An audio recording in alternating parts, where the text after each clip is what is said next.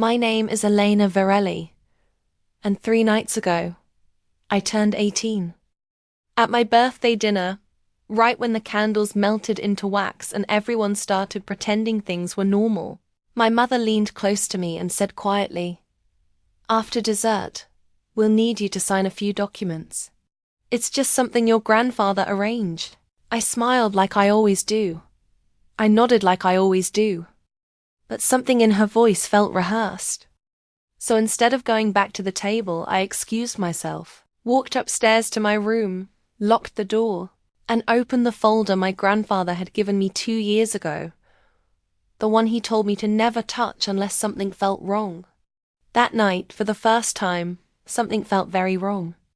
Inside were instructions, legal contacts, account details I didn't even know existed, and one handwritten note that simply said, asterisk, "If they rush you, don't trust them." Asterisk, so I didn't. Instead, I called the number listed at the bottom of the page. Within 40 minutes, everything changed. By midnight, every asset tied to my name, every property, every account, every share had been transferred into a protected structure that no one could access without my explicit approval. Not even my parents. The next morning, I found out exactly why that mattered. My father didn't knock before entering my room. He never does. But this time, he wasn't calm. He wasn't composed. He looked panicked. "Elena," he said, trying to sound controlled, "we need to fix something. There's been a misunderstanding with your accounts." I sat up slowly. "What kind of misunderstanding?" "The kind you correct by signing what we asked you to sign last night."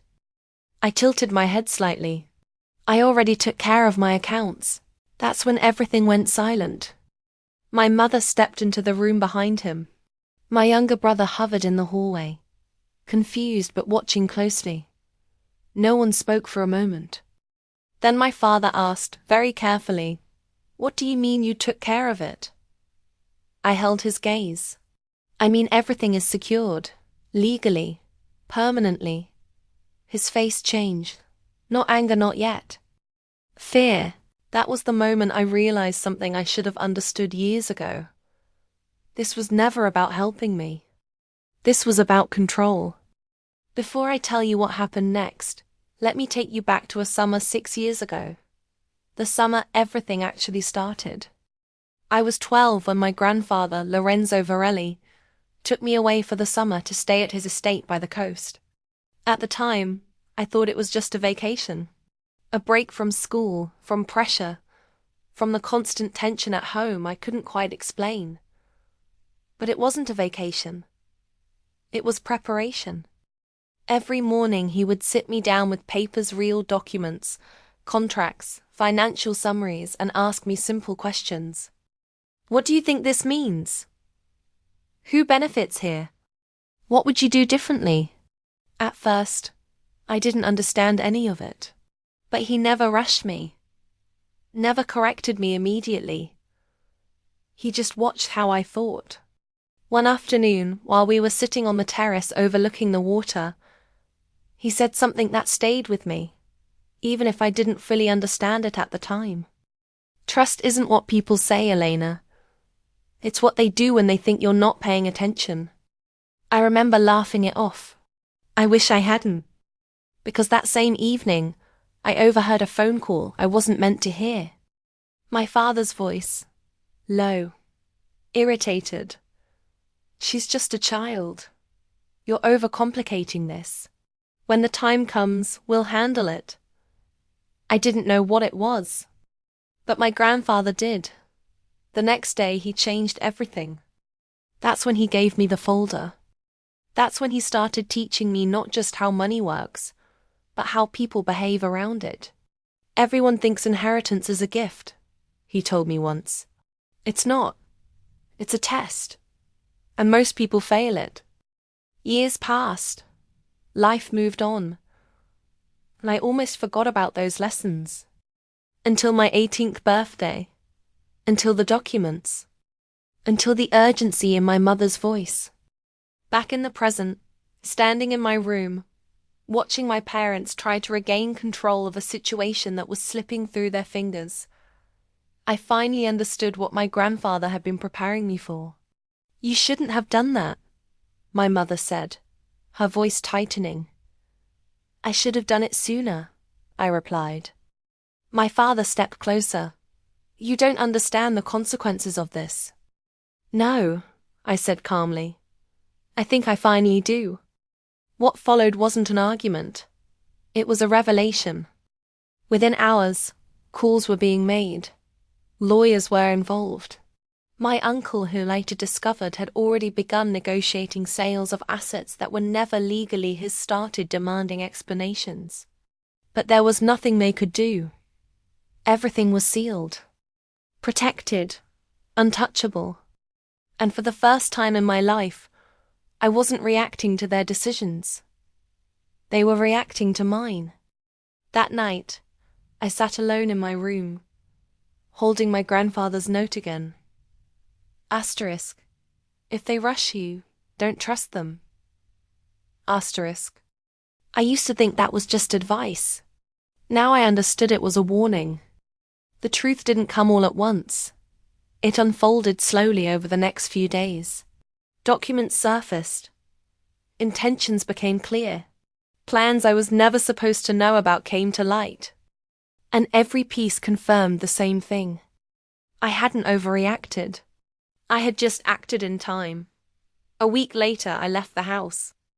Not because I was forced to, but because I finally had the choice. And as I stepped outside, into a future that no longer felt controlled or predetermined, I realized something else my grandfather had tried to teach me all those years ago. Power isn't about having everything. It's about making sure no one can take what's yours without your consent. And for the first time in my life, I had that power. The first night in the apartment felt unfamiliar in a way I hadn't expected. It wasn't the size, it was smaller than the house, obviously. It wasn't the silence either. If anything, there was more noise here. Distant traffic. Someone walking upstairs. A door closing down the hall. It was the absence of tension. For the first time in years, I wasn't listening for footsteps outside my door. I wasn't waiting for someone to call my name with that controlled urgency that always meant something was about to be taken from me. My time, my choices, my voice. I sat on the floor instead of the couch. I hadn't unpacked everything yet. Boxes were still stacked near the walls, labeled in careful handwriting that felt like it belonged to someone more organized than I actually was. On top of one of those boxes sat the folder. I had brought it with me, not because I needed it anymore, but because it reminded me of the moment everything changed. My phone buzzed against the hardwood beside me, pulling me out of my thoughts. I didn't have to check to know who it was. I let it ring once, twice. Then I picked it up. "Hello?" There was a pause on the other end. Not the kind filled with hesitation, but the kind filled with calculation. "Elena," my father's voice said finally, smoother now than it had been days ago. Controlled again. Reconstructed. "I think it's time we had a proper conversation." I leaned back against the wall, staring at the ceiling. "We've had several." "No," he replied. "We've had reactions. This needs to be a discussion." I almost smiled at that. "A discussion implies honesty," I said. "I'm not sure that's something we've practiced."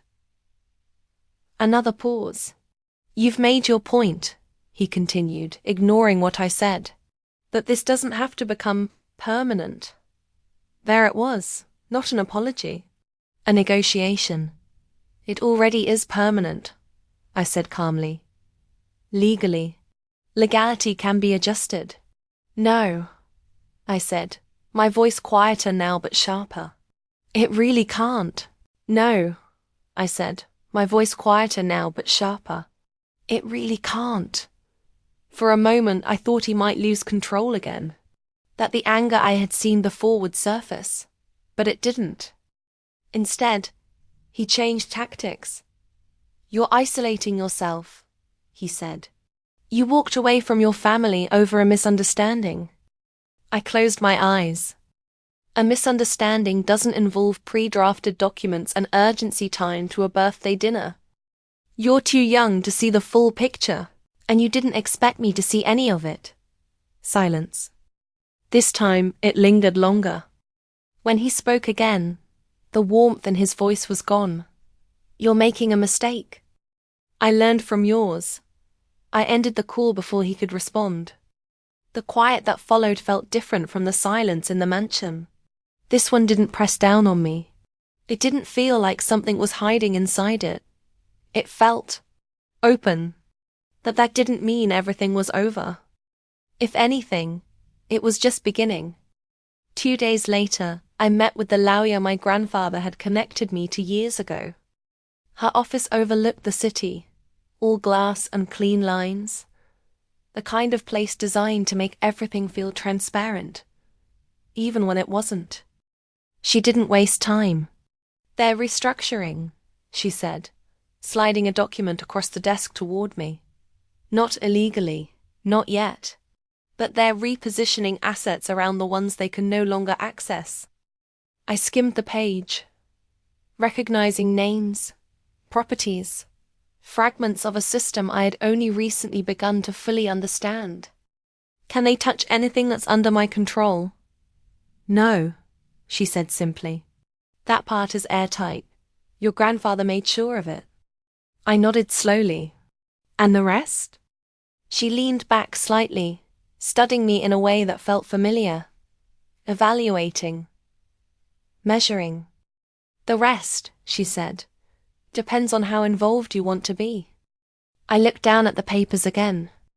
6 months ago, I wouldn't have even understood what I was looking at. Now I could see the patterns, the pressure points, the intentions behind the movements. "They're trying to recover control," I said.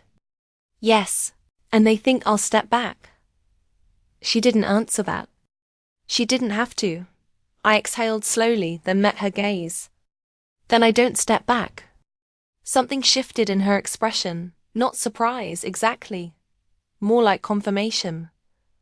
"All right," she said. "Then we proceed accordingly." That afternoon marked the second turning point.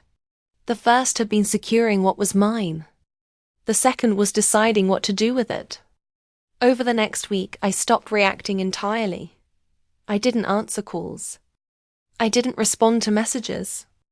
I didn't engage in anything that wasn't structured, documented, intentional. And in that silence, something interesting happened. They got louder. Emails became longer, more emotional, then colder, then more formal. Requests turned into demands. Demands turned into threats, carefully worded, of course. Always framed in a way that maintained plausible deniability. But the meaning was clear. They weren't used to being on the outside. And they didn't know how to handle it. One evening, as I was reviewing a set of reports at the small dining table that doubled as my workspace, there was a knock at the door. I froze. Not out of fear. Out of instinct. No one came here unannounced. Slowly, I stood and walked toward the door, my mind already running through possibilities. When I opened it, I wasn't surprised. My mother stood in the hallway. Alone. She looked different. Not weaker. Just less certain. "Elena," she said softly. I didn't move aside.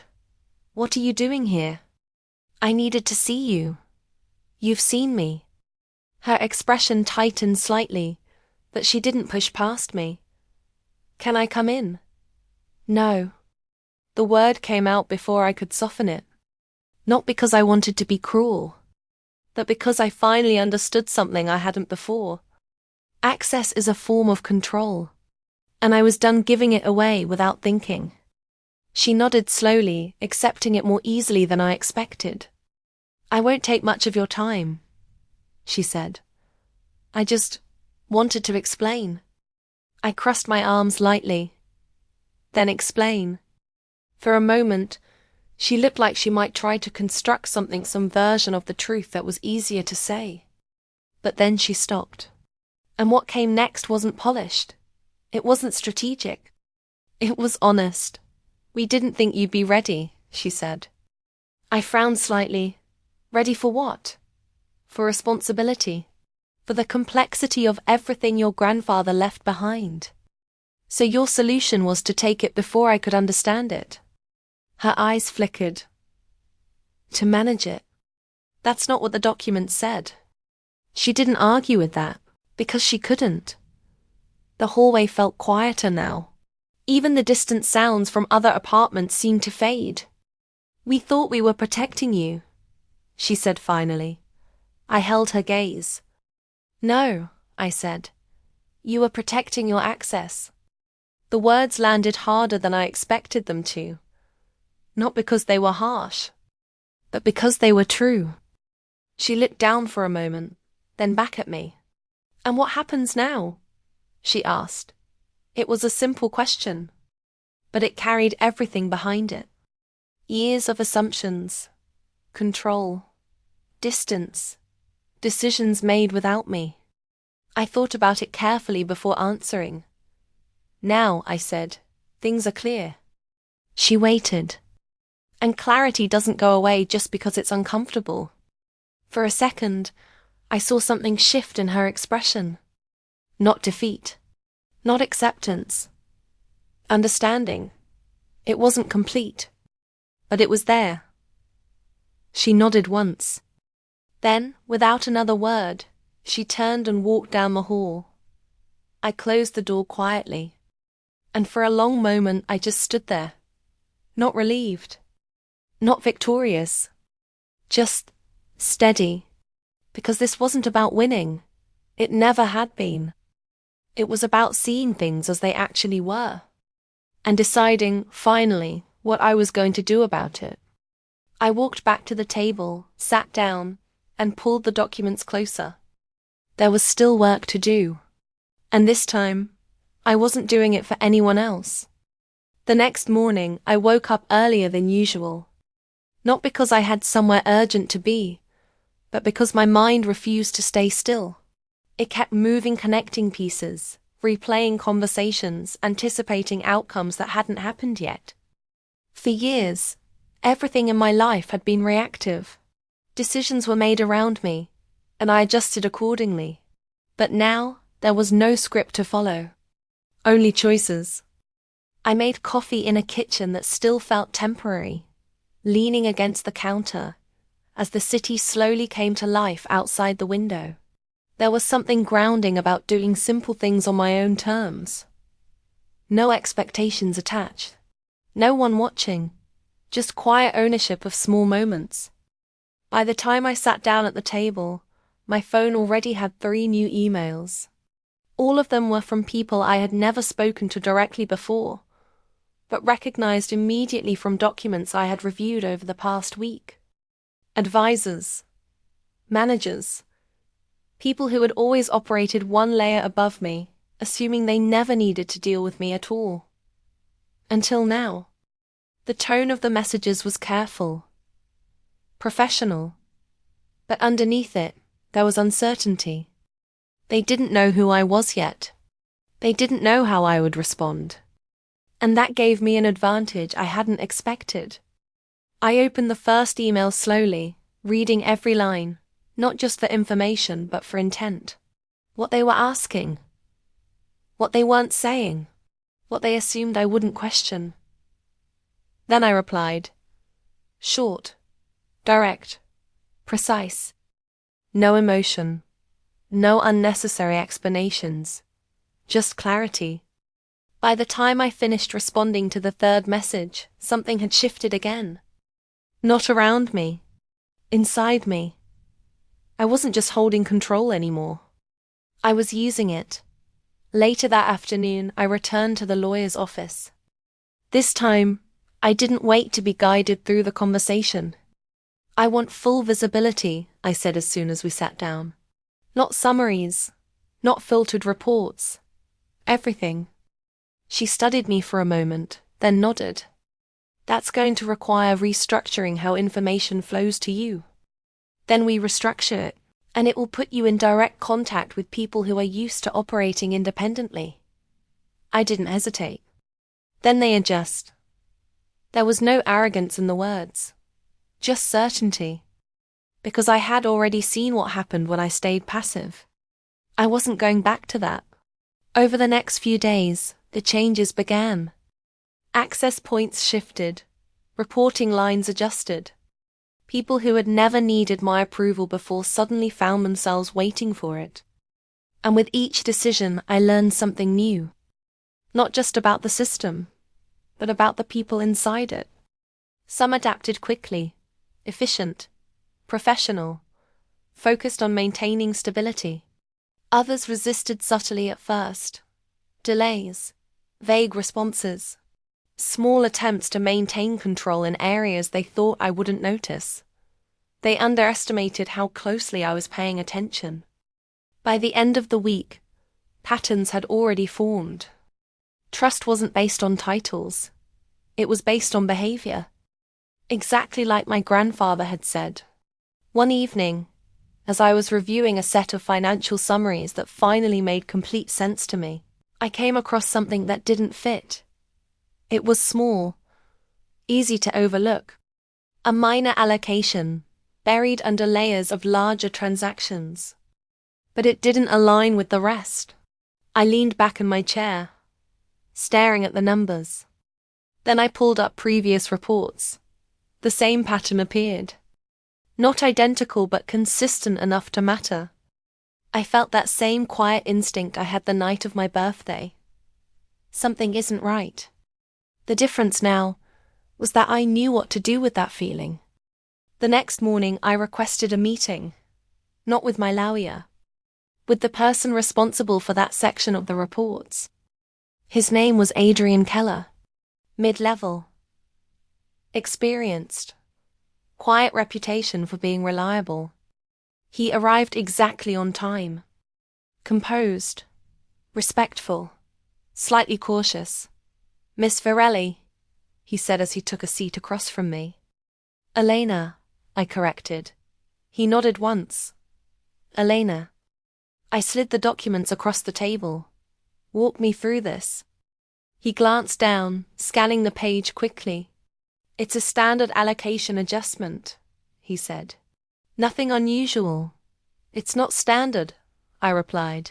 He paused, then looked up. "Which part concerns you?" I leaned forward slightly.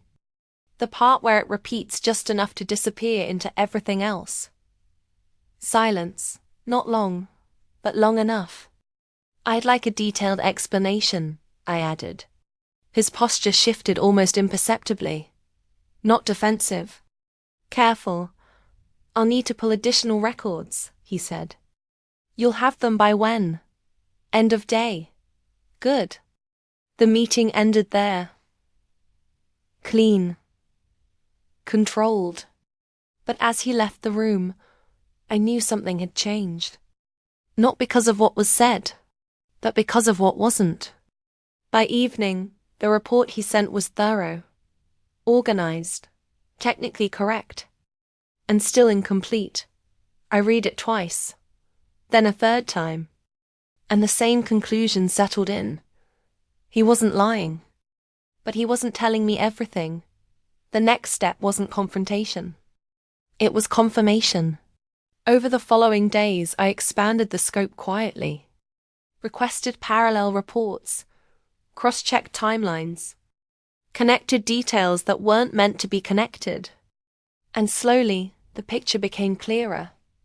It wasn't a large-scale operation. Not yet. But it was intentional, controlled, designed to stay unnoticed unless someone was looking directly at it. And now I was. I sat back, staring at the final set of compiled information spread across my table.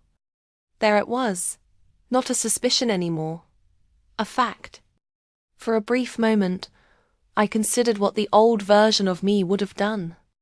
Ignored it, doubted myself, waited for someone else to confirm it first. But that version of me didn't exist anymore. I picked up my phone and made the call. "Schedule a meeting," I said when the line connected. "Tomorrow morning." "With who?" my assistant asked. I looked down at the name on the report. Adrian Keller. There was a pause. Then, "Understood." As I ended the call, I felt something settle into place. Not tension. Not anger. Control, because this time whatever was happening wasn't going to stay hidden. And neither was I. The meeting was scheduled for 9. He arrived at 8:58. Early enough to show respect. Not early enough to suggest anxiety. That told me something before he even sat down. "Good morning," Adrian said, taking his seat across from me with the same controlled composure he'd shown before. "Morning," I replied, sliding a thinner folder across the table this time. "Let's keep this simple." He didn't touch the folder right away. Instead, he looked at me, waiting, careful. "I reviewed your report," I continued. "It was structured well, clear, technically accurate." A slight nod. "Thank you." I held his gaze. It just wasn't complete. That was the first moment his expression shifted. Not dramatically, but enough. "I'm not sure I understand," he said. I opened the folder and turned it toward him, tapping lightly on a section he hadn't included in his version. "Then let me help." He looked down, and this time, the silence lasted longer. Because there it was. Not hidden anymore. Connected. Aligned in a way that removed any room for interpretation. A series of small reallocations individually insignificant layered over time to redirect value without triggering alerts. Clean. Subtle. Intentional. When he finally looked back up, the composure was still there. But now it was working harder. "You went deeper than most would," he said. "I'm not most." "No," he agreed quietly. "You're not." Another pause. Different this time. Less defensive. More measured. "I'd like to hear your explanation," I said. He leaned back slightly, exhaling through his nose, not frustration, not quite resignation either. "Calculation. There are 2 versions," he said. "The simple one and the honest one." "I don't have time for the simple one." Something almost like respect flickered across his expression. "All right," he said. "Then I'll give you the honest one." He folded his hands loosely on the table. "This started before you turned 18. I didn't react. Didn't interrupt. Not as a scheme," he continued. "As a contingency. For who? For the people who assumed control would remain predictable. My parents. Yes." The word landed flat. Expected. And still. Hearing it said out loud changed something. "They wanted flexibility," he went on. "Unrestricted movement in certain areas. Nothing that would raise legal concerns, but enough to maintain influence regardless of how assets were formally structured. And you helped them do that." I executed instructions that were presented as internal strategy. That's a careful way of saying it. It's an accurate way of saying it. I studied him for a moment. "You knew." Another pause. Shorter this time. "Yes." The honesty didn't feel defensive. It felt deliberate. "Why continue after everything changed?" I asked. "After it became clear they no longer had access." His answer came faster than I expected. "Because systems don't stop the moment ownership shifts," he said. "They carry momentum. People follow patterns longer than they should." "And you?" I was waiting to see if you would notice. That wasn't the answer I expected. "Why?" "Because that determines what happens next." The room went still. Not tense. focused. You're saying this was a test. I'm saying this was a threshold. I leaned back slightly, letting that settle. Then, no positioning. I nodded once. Good. Then start from the beginning. And he did. What unfolded over the next hour wasn't dramatic. It wasn't explosive. It was precise. Layered. A system built not on large acts of deception, but on small, controlled adjustments that relied on one thing above all else. Assumption. The assumption that no one would look closely enough. The assumption that even if someone did, they wouldn't understand what they were seeing. The assumption that control, once established, wouldn't be challenged. They were wrong. When he finished, the room felt quieter than before. Not because there was nothing left to say, but because everything had been said. I closed the folder slowly. "All right," I said. He waited, not tense, not defensive. Just ready. "Here's what's going to happen." His attention sharpened. "You're going to document everything," I continued. "Every instruction, every adjustment, every point of origin." He nodded once. "You're going to identify who was involved, directly and indirectly." Another nod. "And then," I said, my voice steady, "you're going to help me dismantle it." That was the first time something close to surprise showed on his face. Not resistance. Just a recalibration. "You want to expose it." "I want to understand it completely," I corrected. "Exposure is just a consequence of that." He considered that. Then slowly he nodded. "Understood." I stood, signaling the meeting was over. But as he reached the door, I spoke again. "Adrian." He paused, turning slightly. "This doesn't make you safe," I said. "It makes you accountable." "I'm aware," he replied. "Good." He held my gaze for a second longer. Then he left. When the door closed, I exhaled quietly, not out of relief, out of clarity.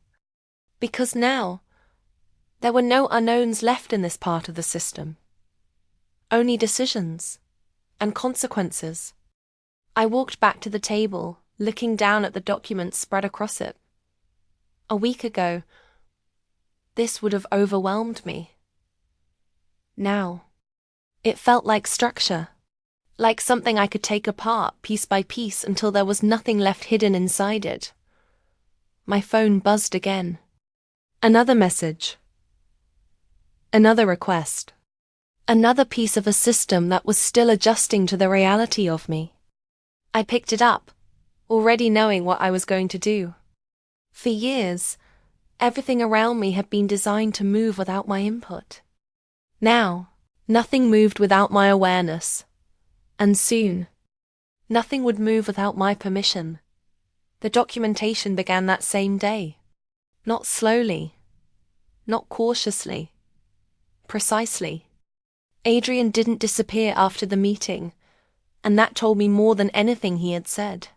People who planned to evade accountability usually created distance-first delays, confusion, layers of misdirection. He did the opposite. By noon, the first set of internal records was already in my inbox. Time-stamped, indexed, cross-referenced, clean. Too clean, if I hadn't already known what I was looking at. I spent the next several hours going through everything line by line. Not skimming, not trusting summaries. Understanding. That was the difference now. Patterns that once looked like noise started forming structure. Decisions that seemed isolated revealed sequences. And behind every sequence, intent. By late evening, I had mapped out the first layer. Not the full system, but enough to see its shape, and more importantly, enough to see where it connected to people I hadn't confronted yet. I didn't call anyone that night, didn't send messages, didn't react, because reacting too early would only push everything back into the shadows. Instead, I waited. The next morning I expanded the circle. 3 more meetings. Different departments. Different roles. Same question beneath all of them. Who knew and when? The answers varied. Some were genuinely unaware, their involvement limited to isolated tasks with no visibility beyond their scope. Others knew just enough to avoid asking questions. And a very small few, knew exactly what they were doing. Those were the ones I focused on, not immediately, but deliberately. By the end of the 3rd day, I had something I didn't have before. Leverage. Not loud. Not aggressive. Quiet. Documented. Irrefutable. That's when the tone around me started to shift again. Not in the open. In the margins. Responses became faster. More careful. Language changed. Less assumption. More precision. People were adjusting not because they had been told to, because they could feel it. The system was no longer operating the way it used to. And they didn't know exactly why. Only that something had changed. On the 4th day, I received a message I had been expecting. Not from my father. Not from my mother. From my uncle. Asterisk, we need to talk. Asterisk, no explanation. No attempt at subtlety. Just that. I looked at the message for a long moment before setting the phone down. Of course he did. Because if there was one thing I had learned through all of this, it was that control doesn't disappear quietly. It repositions. It looks for openings. And when it doesn't find any, it creates pressure. I didn't respond immediately. Instead, I finished what I was working on. Reviewed one more set of reports. Sent 2 emails. Closed the loop on a detail that would have gone unnoticed a week ago. Then, finally, I picked up the phone. Asterisk tomorrow. 10 a.m. My office. Asterisk, I didn't ask. I didn't negotiate. I set the terms. His reply came less than a minute later. Asterisk, I'll be there. Asterisk. Of course he would. The next morning I arrived early. Not out of habit. Out of intention. Everything about this meeting needed to be controlled before it even began. The room was minimal glass walls, neutral tones, nothing distracting. A space designed for clarity. I placed a single folder on the table. Not everything, just enough. At exactly 10 o'clock, the door opened. He walked in without hesitation. Confident. Composed. Familiar in a way that felt almost rehearsed. Elena, he said, offering a small smile that didn't quite reach his eyes. Sit, I replied. No greeting, no acknowledgement beyond that. He sat. Looked around briefly, taking in the space, the positioning, the absence of anything unnecessary. You've made quite an adjustment, he said. I've made necessary ones. His smile tightened slightly. I imagine this has all been overwhelming. It hasn't. He leaned back, studying me. Reassessing, because whatever version of me he expected wasn't sitting across from him. I assume this is about the recent disruptions, he said. I slid the folder toward him. It's about clarity. He opened it, and for the first time since he entered the room, he paused. Not long, but long enough. What exactly am I looking at? He asked, even though we both knew he already understood. A timeline, I said, of decisions made under the assumption I wouldn't be paying attention. His gaze lifted slowly. That's a serious implication. It's a documented one. Silence. Different from the others. Heavier. Because unlike Adrian, this wasn't someone who had been operating within a system. This was someone who had helped shape it. You're moving very quickly, he said. I'm moving precisely. And you think you understand everything already? No, I said calmly. I understand enough. He closed the folder. Carefully. Then let me offer you some perspective. I didn't respond. Didn't encourage. Just waited. Systems like this, he continued, don't function on surface-level observations. There are layers. Context you haven't experienced yet. I'm aware. Then you should also be aware that acting too early can create instability. There's already instability. Manageable instability, he corrected. What you're proposing? I haven't proposed anything yet. Another pause. This one sharper. Because now, he wasn't leading the conversation anymore. You've always been intelligent, he said, shifting tone. But intelligence without experience can be dangerous. I held his gaze. And experience without accountability is predictable. That landed. His expression didn't break. But it changed. Slightly. Enough. What do you want? He asked finally. A direct question. At last. I want the structure to reflect reality, I said. Not assumptions. And if those assumptions benefited everyone involved? They didn't. He exhaled slowly, leaning forward now, engaged in a different way. And if correcting them costs more than you expect, then it's still the cost. Silence settled between us again. But this time, it felt like a conclusion, not a pause. He tapped the folder lightly with his fingers, thinking, calculating. Then, finally, he nodded. Once, small, controlled. I see, he said. And for the first time since this conversation began, there was no attempt to redirect it, no attempt to reshape it, just acknowledgement. Not agreement, but understanding. He stood, straightened his jacket. You're right about one thing, he said. I didn't move, didn't ask.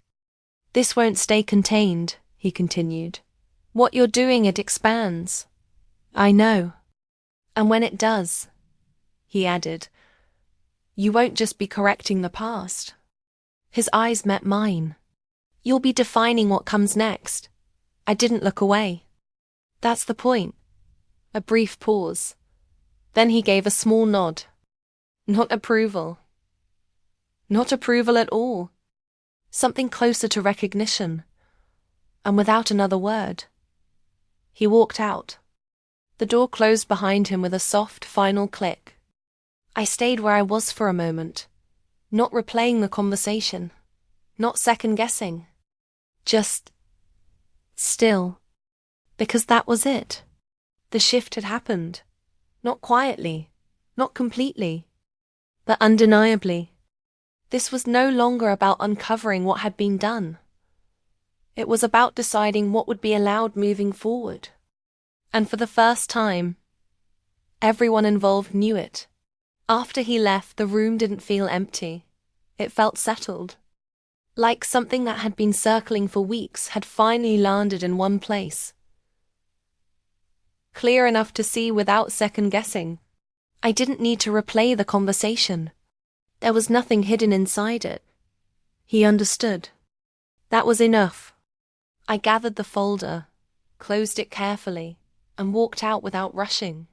The hallway outside was quieter than usual, but not still. People moved, spoke in low voices, checked screens, everything normal on the surface. But the rhythm had changed. You could feel it in the timing, in the way conversations paused when I passed, in how quickly attention shifted, then shifted back again. Awareness. It wasn't announced. It spread. By the time I reached my office, there were already 2 new messages waiting. One from Adrian, one from legal. Both marked high priority. I read Adrian's first. Asterisk, full documentation is ready. There's one additional layer you need to see before you finalize anything. Asterisk. No details. Just that. I opened the second message. A meeting request. Internal review. Urgent. No names listed beyond the required. That was new. Before, everything came with context, too much of it. Explanations layered over explanations, designed to guide decisions before I even made them. Now, just facts. Or at least, the beginning of them. I didn't respond immediately. Instead, I called Adrian. He answered on the second ring. "It's ready," he said, before I could speak. "I saw your message," I replied. "What's the additional layer?" A brief pause. Not hesitation. Preparation. "The part that doesn't sit inside the reports," he said. "The part that explains why none of this was questioned earlier." I leaned back slightly. "Go on." "It's not just structure," he continued. "It's culture.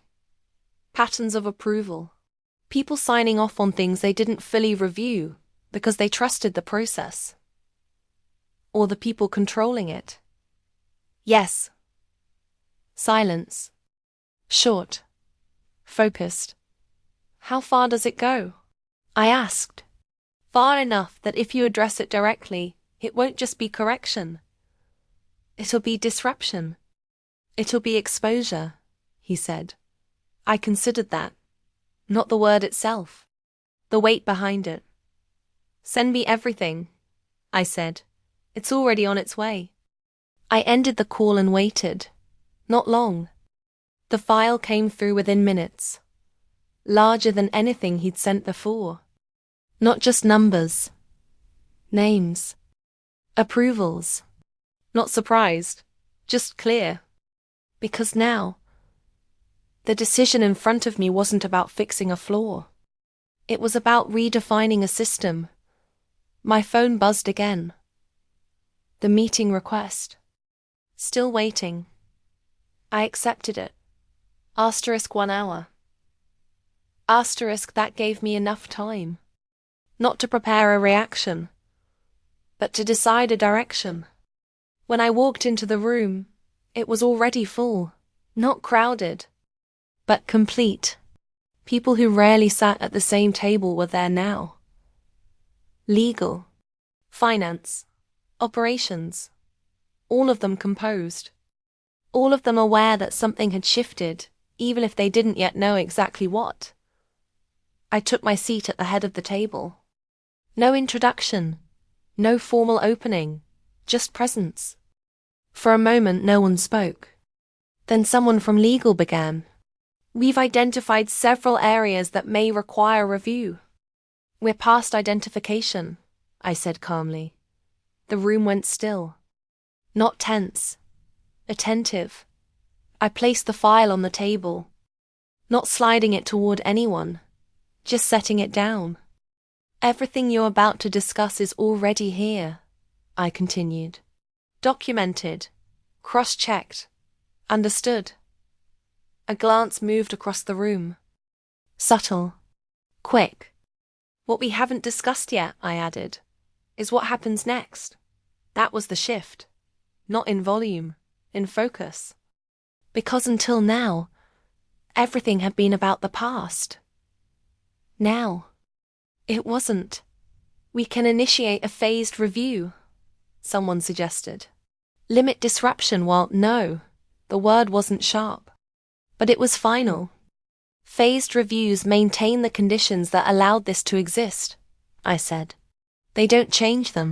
Silence followed. Longer this time. Because they understood the implication. "If we move too quickly," another voice said carefully, "there could be unintended consequences." "There are already consequences," I replied. "They've just been contained." I let that settle. Then continued. "This doesn't get contained anymore. No one interrupted. No one redirected. Because now, they weren't trying to manage the situation. They were listening to it. We're restructuring oversight," I said. "Full transparency across all approval chains.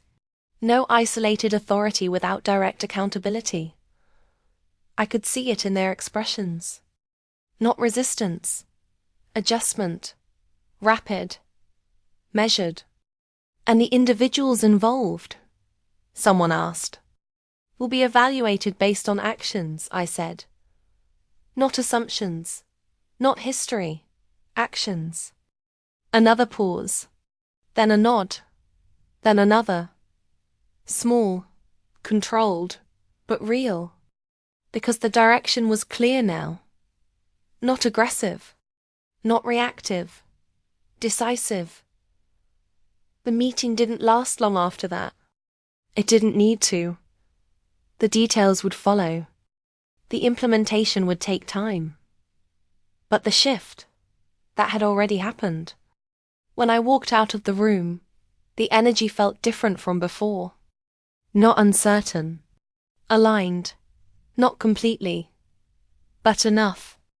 Back in my office, I stood by the window, looking out over the city again. The same view. The same movement. But not the same position. Because a few weeks ago, everything I saw out there felt distant. Controlled by systems I didn't fully understand. Now, I understood them. Not perfectly. But enough to shape them. My phone buzzed one last time. A message. From my father. Short. Direct. We need to talk. I looked at it for a moment. Then set the phone down without replying. Not this time. Because now, the conversation wasn't going to happen on his terms. And it wasn't going to happen until I decided it should. I turned back to the table, to the documents, to the work that was no longer about uncovering or reacting. It was about building something that didn't rely on silence to function. Something that didn't require assumptions to hold. Something clear. And for the first time since all of this began, that future didn't feel uncertain. It felt intentional. I didn't respond to my father's message that day. Or the next. Not because I was avoiding it, but because I no longer felt the urgency he was trying to create. That was the difference now. Time wasn't something being used against me. It was something I controlled. The restructuring process moved forward faster than anyone expected. Not rushed. Just uninterrupted. Once clarity replaces assumption, things tend to move without resistance. There's less confusion to hide behind. Fewer places for delays to justify themselves. Reports became cleaner. Decisions became traceable. And conversations, when they happened, became shorter. More direct. Exactly the way they should have been from the beginning. Adrian stayed consistent. No hesitation. No attempts to reposition himself. Just execution. Which made him useful. Not trusted. Not yet. But useful. And for now, that was enough. A week passed before I finally decided to respond. Not with a call. A message. Tomorrow 6 p.m. No explanation. No location. He would understand. And he did. His reply came quickly. I'll be there. Of course he would. The house looked the same from the outside. Unchanged. Still quiet in that controlled, curated way that used to feel imposing. Now, it just looked contained. I arrived exactly at 6. Not early. Not late. The door opened before I knocked. My father stood there, composed as always, but not untouched, not anymore. Elena, he said. I stepped inside without responding. The air felt the same. Polished. Measured. Familiar in a way that didn't pull at me anymore. We moved to the sitting room. The same one where conversations used to feel one-sided. Where decisions were presented, not discussed. I sat first. That was new. He noticed. Of course he did. For a moment, neither of us spoke. Then he did. "You've been busy." "Yes." A pause.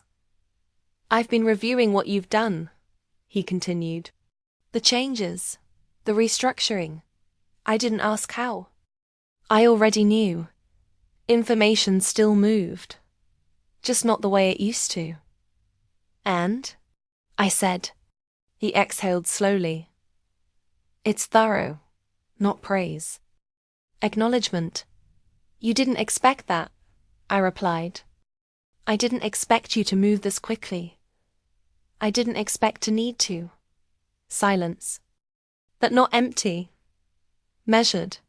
Then, finally, he leaned forward slightly. "What do you want from this?" The same question my uncle had asked. But this time, it carried something different. Less calculation. More clarity. "I want alignment," I said, "between what exists and how it's controlled. And you believe that wasn't already the case?" "I know it wasn't." He held my gaze. Longer this time. Not challenging. Not dismissing. Just looking. "You've changed," he said. "No," I replied. "I've stopped ignoring things."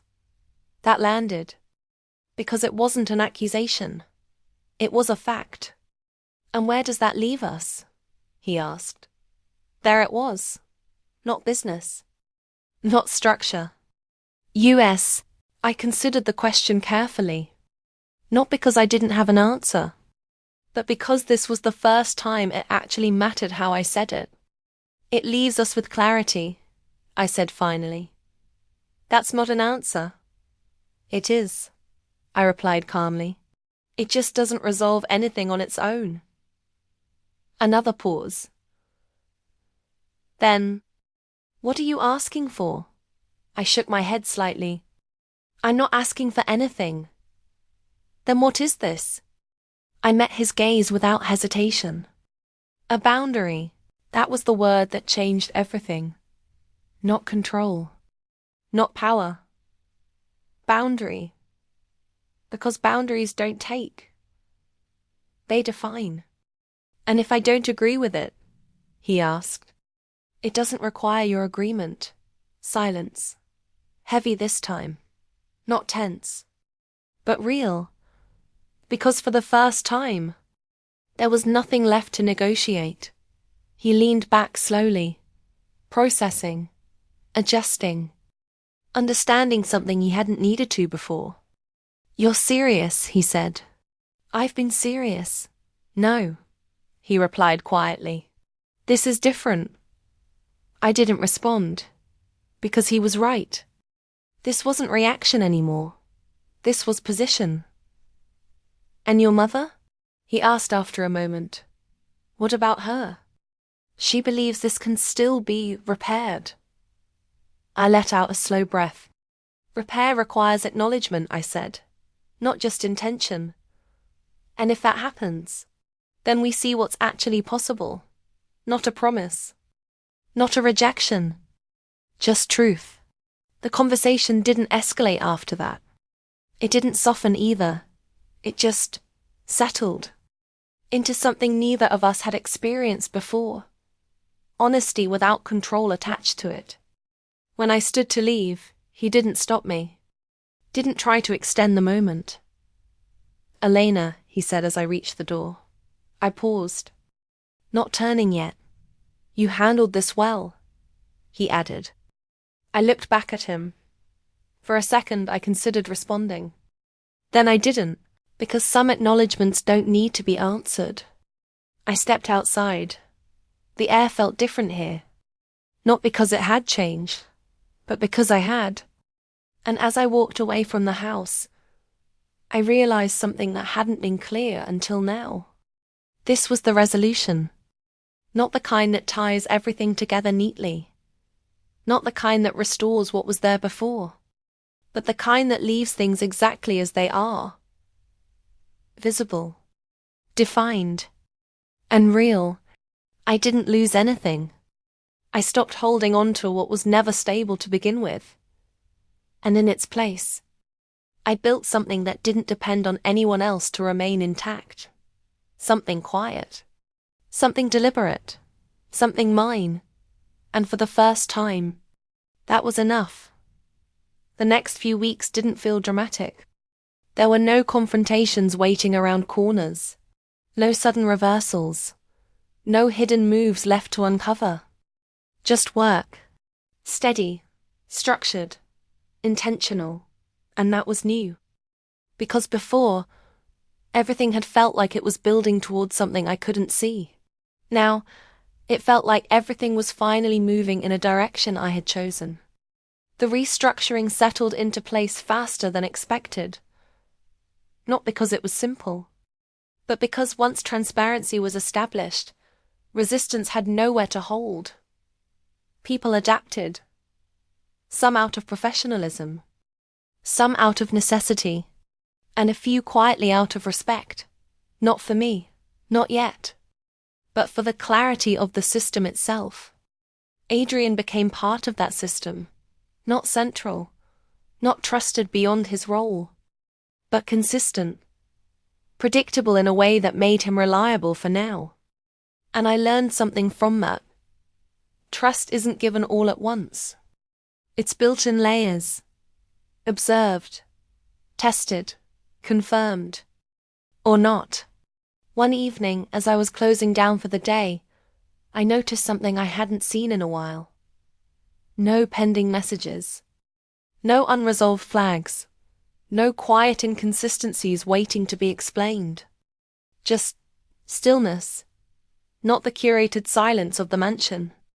Real stillness. And I leaned back in my chair, letting that settle in for a moment. Because this was what everything had been moving toward. Not control, not power. Stability.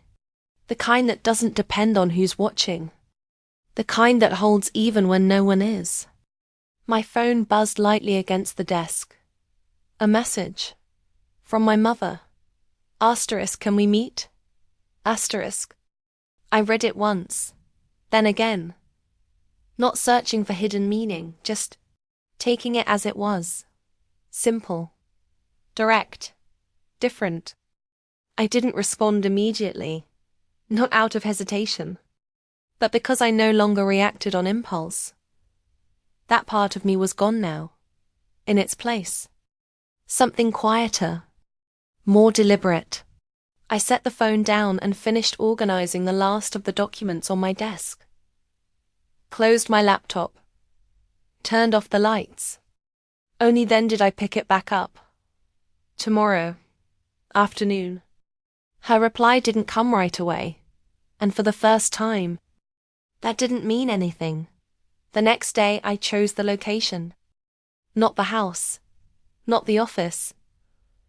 A neutral space. Quiet. Open. Without history attached to it. She arrived before I did. Sitting near the window.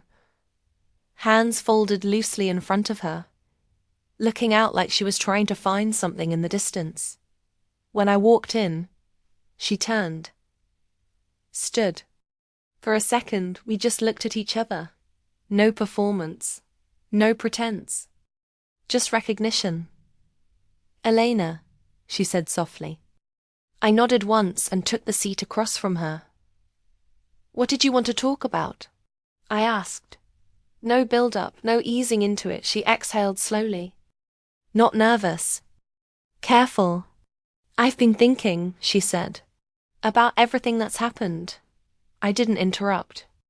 I know I said we were trying to protect you, she continued. And I know how that sounded. It sounded incomplete, I replied. She nodded slightly. It was. Silence. But not uncomfortable. Just honest. For a long time, she went on, things were handled a certain way. Decisions were made quickly, quietly, without much discussion. I know. And when your grandfather started putting things in place for you, it changed the balance. I held her gaze. And instead of adjusting to that, she said, We tried to maintain what we were used to. That's one way to describe it. A faint, almost tired smile touched her expression. It's the most accurate way I can say it right now. I let that sit for a moment. Because this wasn't about correcting her wording. It was about whether she understood what she was saying. And now? I asked. She looked down briefly, then back at me. Now I'm trying to understand what comes next, she said. Not asterisk fix it asterisk. Not asterisk undo it asterisk. Understand. That mattered. What comes next? I said slowly. Depends on what's acknowledged. She didn't look away. I'm listening. Another small shift. Not dramatic, but real. So I didn't rush it. Didn't fill the space with more than it needed. For anything to move forward, I said, there has to be a clear understanding of what actually happened. Not just intentions, not just explanations. Actions, she said quietly. Yes. She nodded once, then again, like she was aligning something internally. I can do that, she said. I studied her for a moment, not searching for doubt, just observing. Because this wasn't about believing immediately. It was about seeing what followed. We'll see, I replied. Not dismissive, not encouraging, just honest. The conversation didn't stretch beyond that. It didn't need to. Because this wasn't resolution. It was a beginning, a different kind. When we stood to leave, there was no awkwardness, no forced closure, just a pause. And in that pause, something quieter than forgiveness, something more grounded than trust. Possibility. I walked out into the afternoon light, the city moving around me in its usual rhythm. Nothing had changed out there. But something had shifted again. Not in structure. Not in control. In direction. Because for the first time, the future didn't feel like something I had to secure alone. It felt like something that could be built. Carefully. Deliberately. With boundaries that didn't move. And clarity that didn't fade. I didn't know exactly what that would look like yet. And for once, I didn't need to. Because I wasn't trying to predict it anymore. I was ready to define it. One decision at a time. The following days didn't rush forward. They unfolded. Not with urgency but with intention. For the first time since everything began, there was no pressure to react. No hidden layer waiting to be uncovered. No urgency disguised as importance. Just decisions. Clear ones. And the space to make them properly. My mother kept her word. Not in a dramatic way. Not all at once, but consistently. Documents were reviewed. Conversations happened. Acknowledgements were made, some difficult, some overdue. There were moments where the past tried to reassert itself. Old habits. Old tones. Subtle attempts to guide outcomes instead of accepting them. But they didn't last, because clarity doesn't disappear once you've seen it. And I wasn't going back to not seeing. The system stabilized. Not perfectly, but honestly. And that made all the difference. Weeks turned into months. The structure I had rebuilt started to feel less like something I was managing, and more like something that simply functioned, without tension. Without silence hiding things beneath it. Just working. Adrian remained where he was. Steady. Accountable. He never asked for trust. And I never offered it freely. But over time, something else replaced that gap. Consistency. And sometimes that's more valuable. My uncle stepped back. Not publicly. Not dramatically. But noticeably. Less involved, less certain. Because the space he once moved through without resistance no longer existed. and he knew it. My father adjusted in his own way. Not openly, not with words, but in how he engaged. No more assumptions. No more decisions made in advance of conversation. It wasn't transformation, but it was change. And sometimes, that's enough. One evening, months later, I found myself back at the coast. The same place my grandfather had taken me years ago. The same terrace. The same view stretching endlessly over the water. I stood there quietly, the wind moving gently through the air, carrying that familiar stillness that used to feel like a lesson I didn't fully understand. Now, I did. I thought about everything that had happened, not as a series of conflicts, but as a series of realizations. Every moment that felt uncertain, every decision that felt heavier than it should have, every time I had to choose between staying comfortable and seeing clearly. And I realized something simple. None of it was about taking control from anyone else. It was about taking responsibility for what was already mine. Responsibility to see, to question, to act. Not out of reaction, but out of understanding.